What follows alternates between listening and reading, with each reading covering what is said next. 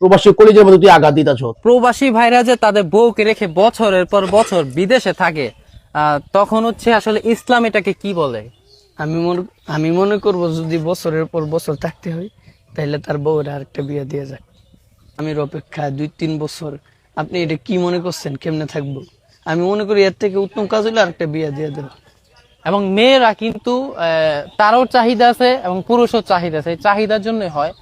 বউ ব্যবসা করতে করতে এখন ভিউ হইতাছে না, এখন প্রবাসী ধান্দা লইয়া বইছে। কইতে একটা না দান কাঠমোল্লা ধইরা লইছে, লইয়া আইনা মনে করেন যে জ্ঞানের কথা কইতাছে। আরে পেন্টির প তরে কইতাছি, তুই তো মনে করে এখন সোশ্যাল মিডিয়াতে তোর বউলে ওখানে ব্যবসা করে ভালো লাভবান হইতে চোত না। এখন একটা কথা কয়ে আলাইলি প্রবাসী গুলো, কারণ প্রবাসী গুলো কইলেই তো ভাইরাল। প্রবাসী কলিজের মধ্যে তুই আঘাত দিতেছ। কোন হাদিসে আছে তুই আমারে ক? আর যেই সকল প্রবাসীরা দূর প্রবাসে থাকে বা আমরা প্রবাসী যারা থাকি, আমাদের পরিবারের অনুমতি লয়ে আমরা থাকি, তোদের থেকে জ্ঞান লয়ে কিন্তু আমরা কম চলি না।